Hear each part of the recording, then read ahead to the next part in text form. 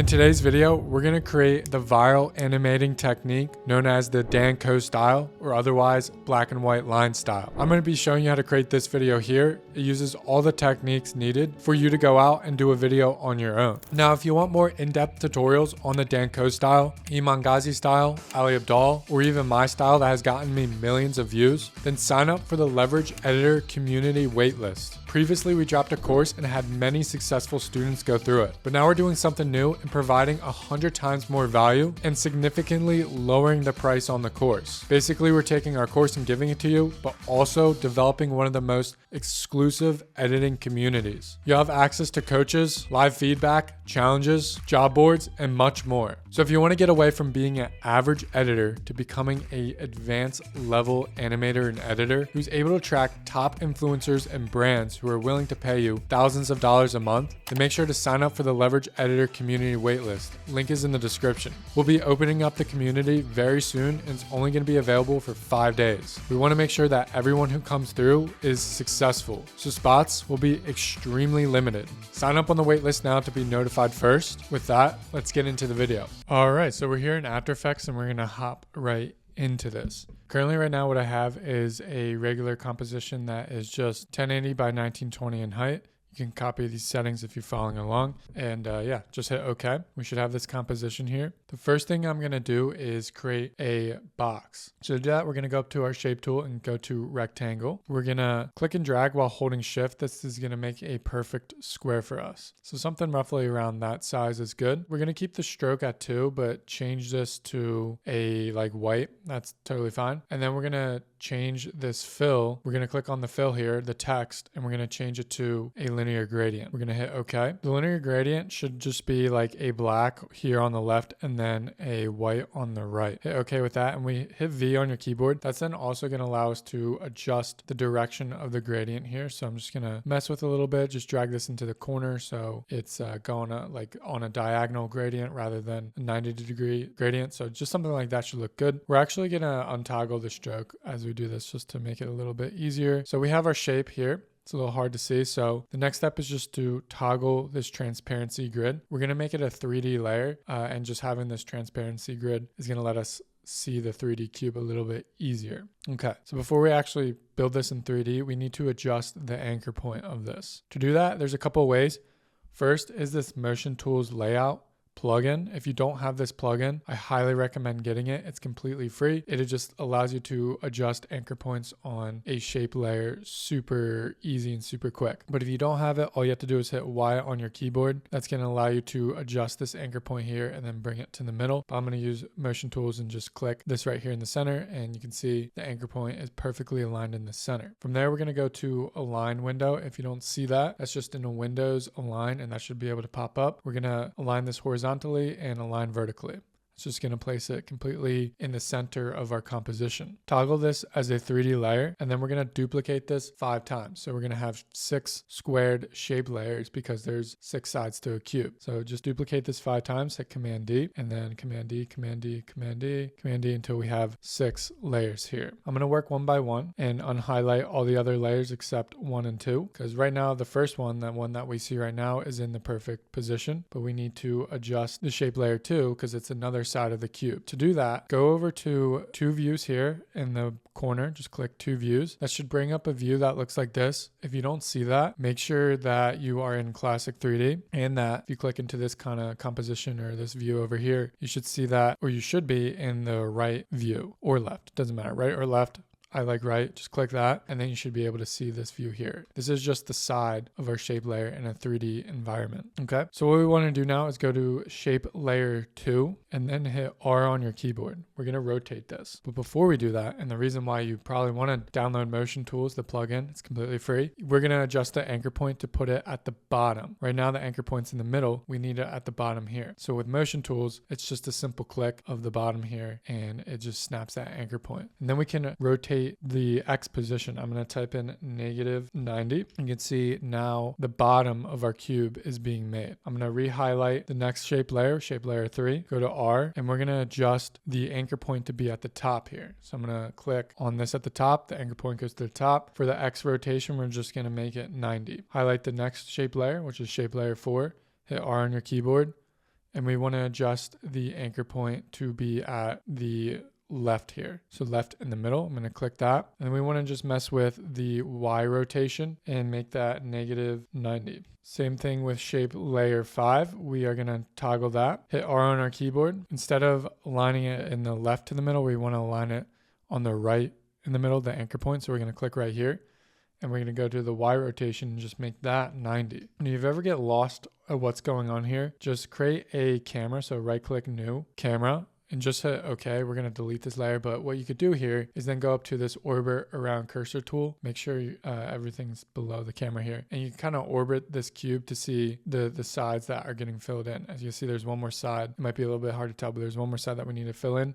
And that's shape layer 6. This one's pretty simple. All we have to do is just push this back. You see as I push it back on the right camera view here, using the Z positioning of it, it's gonna fill in that side. Now to perfectly align it, you can either zoom right in and just get this perfectly aligned. Or another way to do that, just using numbers to make sure it's absolutely perfect, is go to your shape layer 1, search size, and you'll see this size number here. You can copy this, Command C. And then for shape layer 6, you can hit P on your keyboard to bring up position, and then just Command V that size into that last coordinates there and hit enter, and it should be at the right spot. So from here, what I'm gonna do is just delete that camera view. So now with that, we have the complete, sides, the boxes completely filled, and we know that it's perfect. We can delete that camera layer, and then the next thing to do is just kind of go back to a single view here, and now we want to create a null object that's going to allow us to rotate this cube in a 3D environment. We don't want to go the camera route here, otherwise it's going to mess things up when we try to making the coins going in. So we're going to create a null. To do that, just right click here, go to new, null object, and this is going to control all the sides here. So the next thing we need to do is highlight all these shape layers here and pick whip it to the null layer. Make sure that when you're pick whipping it, you're doing the parent and link,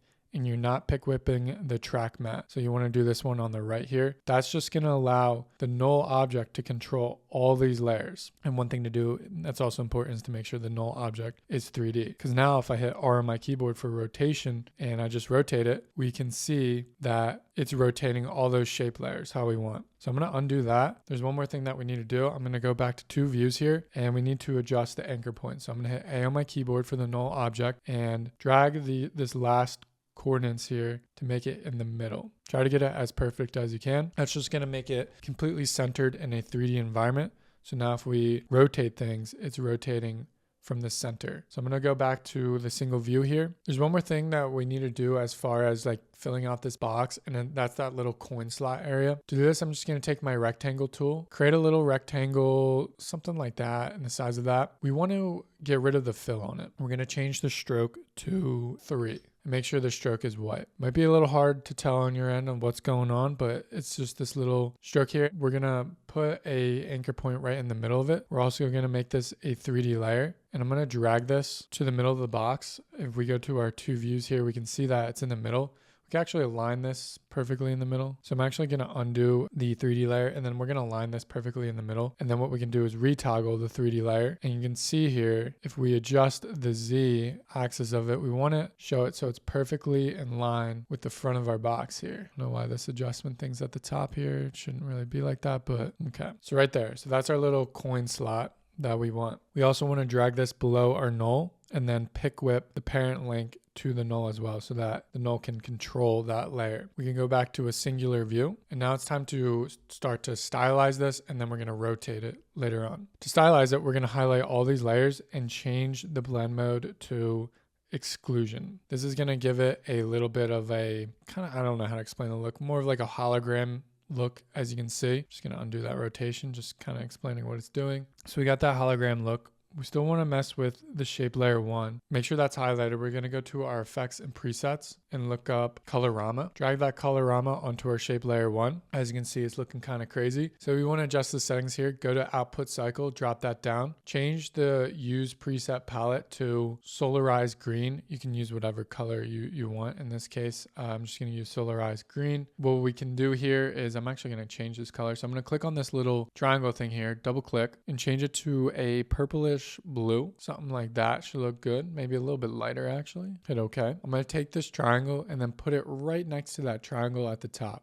We don't want to overdo it like that. We just want it right next to it, as close as it could get. It's looking pretty weird right now. I promise it's going to look better as we go about. We also want to go to the effects and presets and look up curves. Drag that curve onto that shape layer. We're going to just bring the darks down quite a bit and then the lights up just a tad bit. Nothing too crazy. Your curve should look like that. From here, we're also going to throw a deep glow on this. If you don't have deep glow, this is just a plugin I'm using. It costs like $50, but if you don't have it, just use the regular After Effects glow. If you just look up glow, it's right here, throw it on there. Deep glow is just a little bit better. It gets you the desired look you're going for a lot quicker and easier. But if you're just following along, you don't want to pay for it, you don't want to get the plugin, totally fine. Just use the regular glow and you can achieve the same look. It just might take a little bit more of adjusting the settings to get the desired look we're going for. So I'm going to grab this deep glow and throw it on top of our first layer here. I'm going to adjust the radius down a little bit. Now that we have this all finished, we're going to copy all these effects. So I'm going to click up here, click on this one while holding shift, click on deep glow, Command C, that's going to copy all the effects, and we can throw this onto all of our other layers. What we can now do from here is untoggle this transparency grid, and it's going to allow us to see the box a little bit better in the way we want it to be seen. Yeah, it's starting to look pretty good. It's starting to look like a hologram. We just need to adjust the rotation of it. To do that, all you just want to do is go up to your null object. We can also change this name to box controller, so we know what it is. We're just going to adjust the X rotation. So we want that little slot on the top, and we want to adjust the Z rotation a little bit as well. That little box slot on the top, I'm just going to rename it to box slot. And on my end, it just looks like it's a little too under the box, like it needs to go up. So I just opened up the two views here, and I'm just going to drag this up a little bit. So it seems like it's sitting on top, so we really see those lines a little bit better. We actually might want to take off the colorama. That might honestly help it in the curves. And then we can change this stroke color to that purplish color. We want that purplish blue. Yeah, and that gives us a better desired effect that we're going for.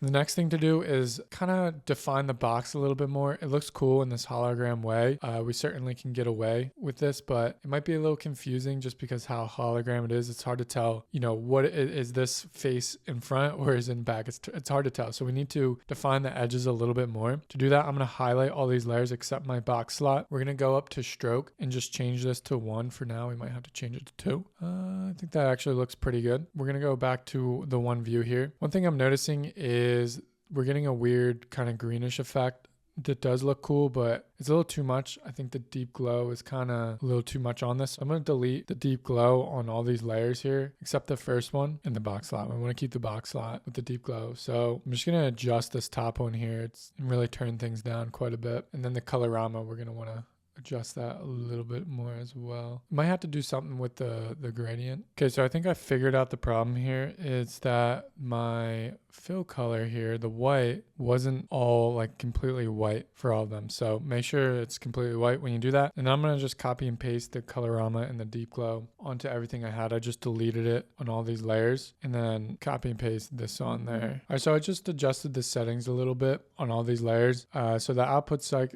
just copy these settings. I didn't really change much with the colorama or the curves. The deep glow, I just changed it to the exposure of 0.19 and the radius of 359 to all the deep glows on this layer or on these shape layers here. And you should get a box that looks like this. From here, we can start building out the actual coin and then animating it going into the box. To do this, I'm going to go up to my rectangle tool here, go to ellipse, and we're going to click and drag while holding shift. This is going to make a perfect circle.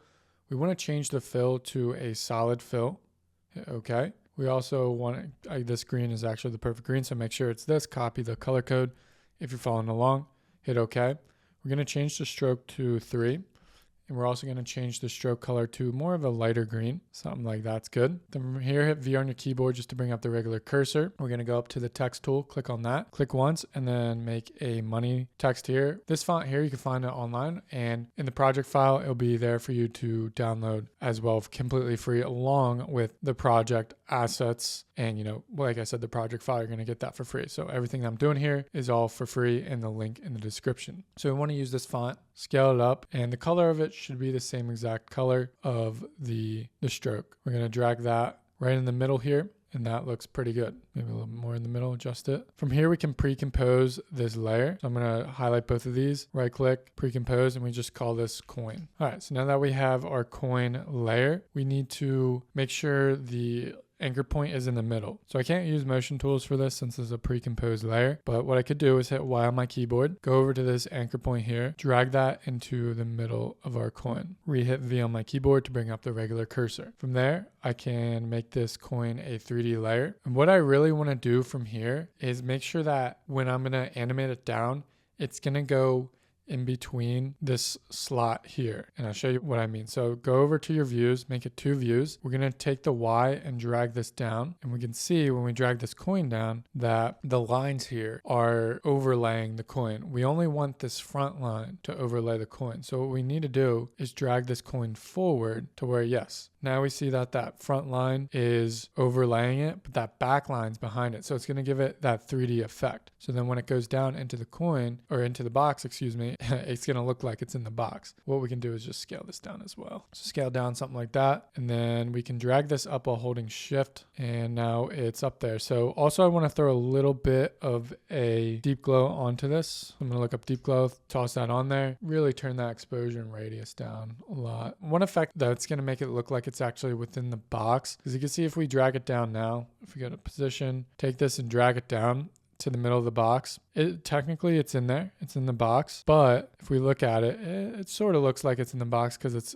overlaying that back line there. But since the box is more of like this 3D hologram effect, it kind of looks like it's sticking out too much. Turning down the opacity will help it make it look like it's actually in that box. Not too much, something like 85 should be good. And there we go. So I'm going to redrag this all the way up, and then we're going to start animating it. We can switch back to one view here to make it easy. So this is where we want our coin to start. Make sure your playhead's at the beginning. We're going to go to P, make a keyframe for position. Bring your playhead to the right like 3 seconds. We might have to adjust this later, but that should be fine for now. We're going to take this and just drag it straight down. We want it to be right about here. Once it like hits right here, this is where we want it to veer off into a different part of the box, because we're going to add many coins here and it's going to all go spread out inside the box. So drag your playhead like another second. From here, what we can do is drag it down and take it and like drag it to the left or something. I'm going to switch over to my second view. This is where like this keyframe here, we can also push it back in the box. So I'm going to actually push it back and then drag it up here. So we can see where the floor is at too as well. Something like that should be good. So if we play this back, it's probably going to be a little too slow. I'm going to turn off deep glow for now just to make things go easier. So obviously it's way too slow. This keyframe here needs to be dragged quite closer to the beginning one, and this one as well. You just kind of mess around with the distances of the keyframes to get the right speed in there. Still way too slow in my opinion. That looks pretty good. Now from here, we're just going to go back to 2 views. We're going to duplicate this layer, Command D, hit P on our keyboard. We're going to jump to that last keyframe here. So to do that, I just, use these arrow tools here. It's going to put our playhead in that perfect area. From here, we can then just adjust the positioning of the coin here. So you want to just adjust the position once and then duplicate it again, hit P on your keyboard, and then adjust it again. And then we could also adjust it in the 3D space so that it looks like it's in front of these coins here. And we're going to repeat this process. So Command D, P, and then adjust. So as long as it's staying in the box, it's going to look natural. All we're doing is just duplicating and adjusting here. All right, so now that we have a couple coins in there, just all kind of going and laying in there into a different position, what we now need to do is have them come in at separate times. So they're all kind of coming in at once and then dispersing. That's cool, but having them come in at different times would look better. So what I'm going to do is highlight all of these layers here. And then we need to stagger them by like 3 or 5 frames. Once again, Motion Tools has the ability to stagger layers. If you don't have Motion Tool, what you can do is just manually stagger them. But since we have Motion Tools here, I'm just going to keep these settings like it is and then just stagger it to the right by clicking this icon here. As you can see, it staggers each of these things that we had highlighted by 4 frames because that's what we put in here. So if we watch this back, it's a little too much. It's not staggered enough, so I'm going to actually change this to 6 frames and see how that looks. As you can see, it's looking pretty good. all the coins are going into the box. One thing I want to do before we actually put these coins in the box is actually make the box kind of come off, like fade in to the left. So what I'm going to do is take all of these coins here and just drag it to the right for now and just have the box here. Go over to our box controller, go to position. We're going to create a keyframe for it with our playhead in the beginning. We're going to drag this keyframe out to the right, and then we're going to take the position here and bring it from like this part of the frame. And now that we can see it's moving in there. One thing we want to do is highlight both these keyframes, right click, keyframe assistant, easy ease. Go over to our graph editor and then click on this right here on the right one. And you should see this yellow thing pop up. Drag that to the left, and that's just going to affect the speed ramping of the positioning. So if I play it back, it comes in a little bit more smoother. I'm just going to drag this out a tad bit more. Okay, so now that's coming in, we can take all of our coins, and as soon as it gets into that, final position we want it, that's when we want the coins to pop up. So I'm just going to drag them all over to align with this, and then they all go in there. It's looking awesome. All right, so now that we have this box layer pretty much completed, we want to add 2 more and kind of like have a cool little animation while they're side by side. So to do that, I'm going to highlight everything here. Right click and pre-compose it all. We call it single box animation. Hit OK. One thing we have to do is adjust the positioning of the box a little bit, just because the glow effects is going to get cut off when we do the pre-composition. So it needs to start off like right here, because what we need to do is just scale this down quite a bit. So then after the coins come in, what we then can do is hit P on our keyboard. What we then can do is drop down the transform tools. So as soon as that last coin comes in, we want our playhead to be at that area. Go to position and scale. Drag our playhead to the right a little bit. I'm going to bring this over to the left, and then I'm also going to scale it down. And what we can do is highlight both these keyframes, right click, keyframe assistant, easy ease. Go into our graph editor, click on one of the points here and drag that to the left. We want to actually highlight the scaling one as well. Go in here, click on that, drag that to the left while holding shift, and we should see that curve happen there. It's just going to make it a whole lot smoother. Just like that, we can just drag it out to the right so it's a little bit slower, and that's good. Next thing to do is just duplicate this layer by hitting Command D. So as soon as this begins to go smaller, we can drag this top one to where it's coming in. And what we can do is just kind of have this fade in. So hit T on your keyboard, drag your playhead to the beginning of it, hit a keyframe for opacity, drag it to the right, make sure your playhead's still at where it's at, and bring that down. From here, we can pull up the positioning and scaling keyframes. We can go over to them. Instead of having it move to that same spot, we can delete the positioning keyframes, just delete those, and have it scale down to that same size. So now that we have that second one coming in, we can duplicate it again. And as soon as that one moves, which should be right about here, this is when the other one should be coming in. But we want it to come in and be at the right here. So I'm going to pull up the positioning of it. And we're going to start off the position to where it comes in to the side here. So right there should look good, and then it just scales down. There we go. All right, so now it's time to add on the finishing touches to these boxes. So I'm going to right click, go to new, adjustment layer. I'm going to search up grain, and we want to drag add grain onto this adjustment layer. Change the viewing mode to final output. I'm going to adjust the size to like 0.5. And then the intensity can be like 0.8. Also change the color to a monochromatic. One thing I'm going to do, because when the box is animating in, it's almost hard to tell like what is the orientation of this box. Sometimes when I'm looking at it, it's like, it looks like this back shape layer should be in the front. It just kind of gets confusing. So I'm just going to go into one of our pre-comps here since they're all the same. So if I adjust one, it's going to adjust the other. I'm going to find this back layer here. It should be, let's see, it should be shape layer 3. And I'm just going to adjust the opacity of this. And there we have it. Here's our animation.